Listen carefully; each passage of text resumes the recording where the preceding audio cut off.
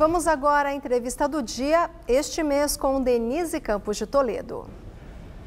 Nós vamos falar das perspectivas para a economia brasileira, agora com o economista e ex-ministro da Fazenda, Mailson da Nóbrega. Então, Mailson, boa noite. Boa noite, Denise.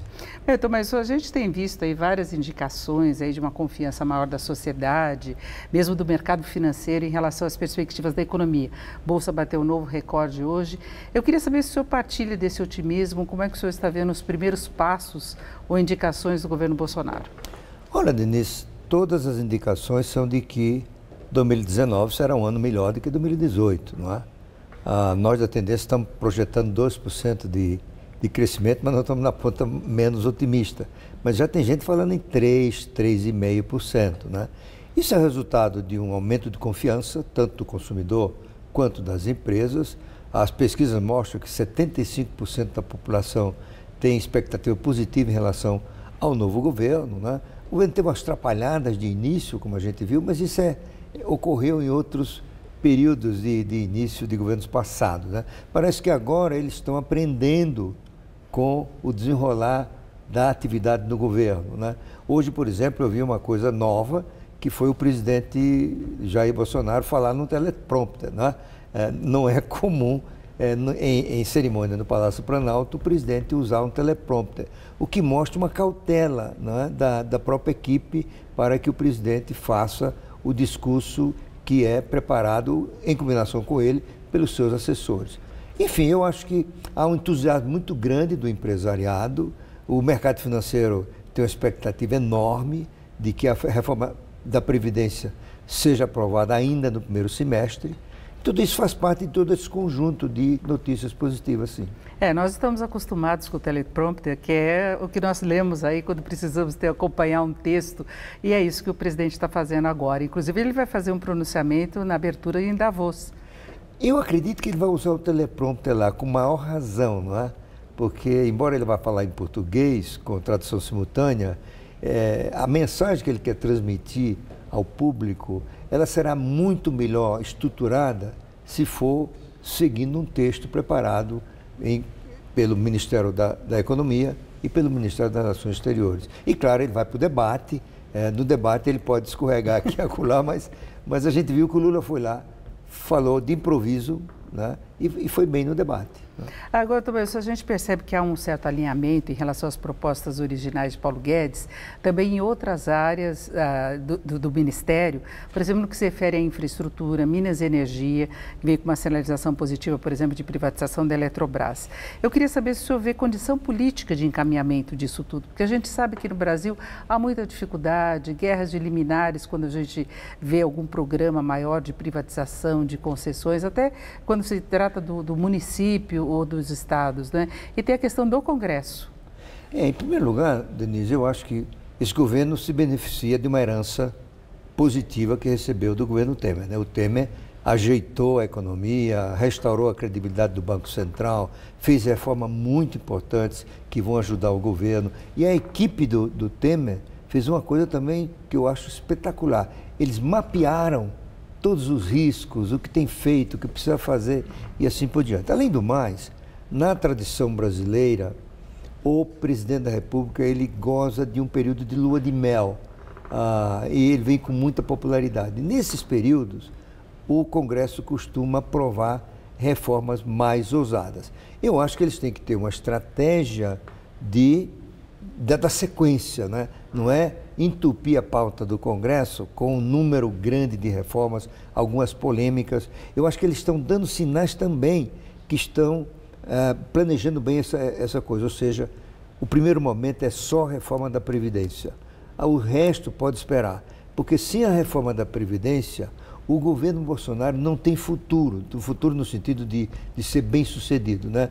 E felizmente também ele herda uma proposta boa, que é a do presidente Temer, que quase foi aprovada, não fosse aquela conversa dele no Palácio Jaburu com Joesley Batista, e ao mesmo tempo uma proposta que na minha avaliação ainda é muito melhor, que é a proposta liderada ou coordenada pelo professor Paulo Tafner e apoiada financeiramente pelo Armínio Fraga.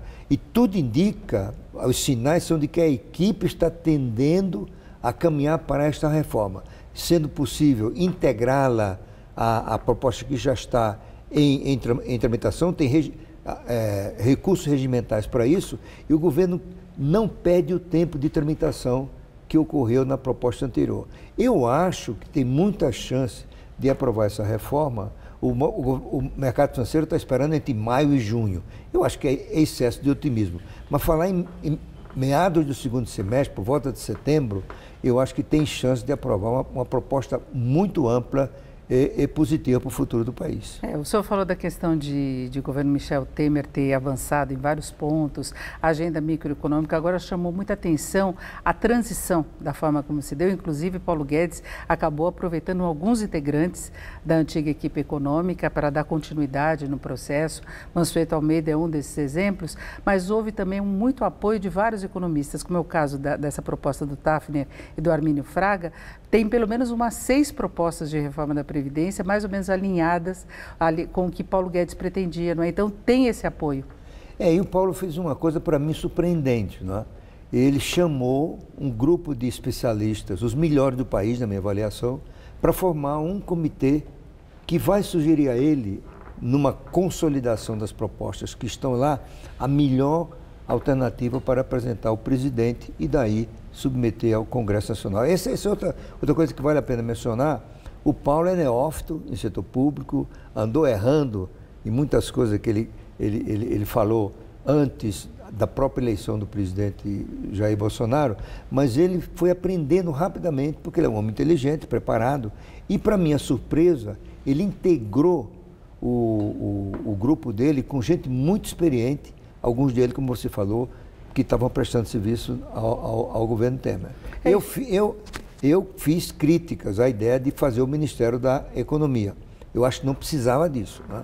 É melhor o ministro da Economia ter aliados no planejamento e na indústria e comércio do que ele assumir tudo ao mesmo tempo, porque o volume de atribuições é de tal ordem que vai ser muito difícil para ele gerenciar essa pasta. Agora, ele tem muitos secretários e parece que ele está delegando a definição de determinadas políticas para esses secretários, não é? Quase que são pequenos ministérios, não é? Mas tem uma certa autonomia na definição de políticas. É assim no setor privado, no setor público é diferente, sabe, Denise? Tem uma série de atribuições e responsabilidades que o ministro não tem como delegar.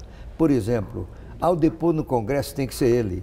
Ao presidir o Conselho Monetário Nacional tem que ser ele, nas reuniões do Palácio tem que ser ele, da posse às grandes associações, presidentes de grandes associações de classe, Febraban, indústria, etc., tem que ser ele, não é? As reuniões com o FMI tem que ser ele, o Grupo dos 20 tem que ser ele, do Banco Mundial tem que ser ele, enfim, mas eu acho que ele está delegando bem, não é? Mas mesmo assim ele vai ser um ministro muito assoberbado. Olha, o Ministério da Fazenda sozinho já consome hoje, com toda esse avanço que teve, 12 horas por dia do ministro. Como é que você agrega mais planejamento, indústria e comércio, não é? E ele não está falando muito, né? Talvez até para evitar algum ruído adicional em relação a isso, ele é dos ministros que está menos falando. Eu acho que ele vai falar em Davos, ao que eu vi hoje, né? E parece que anunciará lá a reforma da Previdência, que eu acho que vai... Muita gente vai reclamar que ele devia ser feito ele vai isso falar no antes Brasil. para o Bolsonaro, né? Para ver qual que é a reação do presidente à reforma. O público brasileiro tomaria conhecimento da reforma em Davos, né? Eu acho que muita gente vai criticar isso. Mas também é um fórum muito apropriado, porque essa é a grande expectativa dos investidores, não apenas do Brasil, mas sobretudo do exterior, né? O investidor externo ele está um pouco mais com o pé atrás do que o investidor brasileiro. Alguns, inclusive, estão saindo do Brasil para esperar voltar depois do desfecho. Mas, vamos dizer, todos os analistas externos, as agências de classificação de risco, as agências multilaterais, estão colocando na reforma da Previdência o fator determinante do sucesso ou não do governo Bolsonaro. E é determinante mesmo, né? Não tenha dúvida, Denise. Porque se não passar a reforma da Previdência... primeiro cai uma narrativa no mercado financeiro de que haveria reforma. Isso gera rapidamente uma queda brutal de confiança, fuga de capitais, e aí o Brasil ingressará num processo complicado que os economistas chamam de dominância fiscal, em que a área fiscal começa a comandar tudo mais. ocorre uma forte desvalorização da moeda, isso pressiona preços e o Banco Central perde a capacidade de assegurar a estabilidade da moeda. Então, o fracasso da reforma da Previdência poderá ser, no mínimo, a volta da inflação alta e sob controle. E, em seguida, a perda da capacidade do país de voltar a crescer de forma razoável, né? E o pior de tudo, isso vai afetar a confiança dos consumidores, confiança... Eu acho uma catástrofe se a reforma da Previdência não passar. E não pode ser uma reforma meia boca.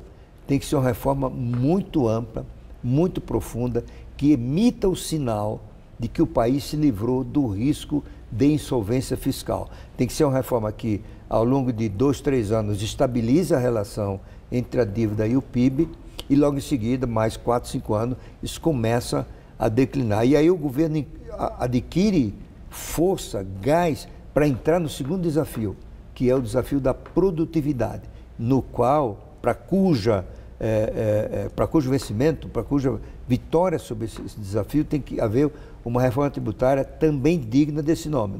Não é meia boca, não é concertinho, conceito acolá. Tem que ser uma coisa que joga no lixo parte do sistema tributário brasileiro, o ICMS, o PIS, o COFINS, enfim, essa bagunça que está hoje aqui, e o Brasil faça introduzir aqui o que é o padrão em mais de 150 países, que é o Imposto sobre Valor Agregado, o IVA, cobrado nacionalmente pelo governo central e repartido automaticamente com os governos subnacionais. Essa parte tributária está na agenda também de Paulo Guedes. Agora, Tomás, isso já se pensou, inclusive, na possibilidade de vir uma reforma fatiada da Previdência. O senhor falou de uma reforma ampla, que é essa que seria necessária. Agora, muitos eleitores do presidente não entendem o porquê dessa cobrança agora com ele, porque vários governos anteriores tentaram fazer alguma coisa em relação à Previdência e fizeram. Todos tiveram pequenas alterações. Por que recaiu em Bolsonaro a necessidade de fazer a reforma que, na verdade, já deveria ter sido feita no passado? Porque antes não havia o risco de insolvência fiscal. Você tem uma piora sistemática das contas públicas desde a Constituição de 88. Ia chegar um ponto de ruptura. Esse ponto chegou agora. Dilma deu um empurrãozinho, né? A Dilma contribuiu significativamente para isso, né? A dívida pública, que é o principal indicador de solvência do setor público, era 50% do PIB quando ela assumiu. Ela deixou com mais de 60% e já esse ano terminou em mais de 70%. E pela metodologia do FMI, já está acima de 80%. E há um estudo que foi best-seller mundial, produzido por 2 professores da Universidade de Harvard, que diz o seguinte: os grandes colapsos fiscais ocorreram quando essa relação bateu 80%. Portanto, como alguém já disse outro dia, nunca antes na história deste país, né, ficou tão claro que o país estava à beira do abismo de um colapso fiscal. Por isso que a reforma da Previdência assumiu uma importância grave, profunda, que ela nunca teve no passado. Agora, Tomás, isso é a questão política. O senhor, na época da campanha ainda, temia as dificuldades que um novo governo, com pouca experiência, poderia ter nas negociações com o Congresso, que o Congresso vai ter um papel fundamental. E agora a gente vê negociações do partido do presidente para a reeleição de Rodrigo Maia, por exemplo, né? Tem a história de Renan Calheiros, que tem provocado uma reação muito negativa da sociedade em geral, mas o senhor acha que ele está no caminho certo? Olha, Denise, eu acho que esse é um grande ponto de interrogação no governo Bolsonaro. Como ele vai lidar com o Congresso? A estratégia até agora anunciada, a meu ver, é muito arriscada. Não tem paralelo, nunca deu certo em canto nenhum você fazer uma coalizão, porque a coalizão é necessária, seja que não me faça, né? Que se diga, porque esse é um governo minoritário. Ele tem pouco mais de 10% da Câmara e precisa de 60% para aprovar a reforma da Previdência. Portanto, precisa de uma coalizão. E coalizão em todo o mundo, na Alemanha, no Reino Unido, no Brasil no passado, é feito com partidos, porque os partidos é que têm as prerrogativas regimentais, não é? As frentes parlamentares, tem mais de 300 frentes parlamentares no Congresso.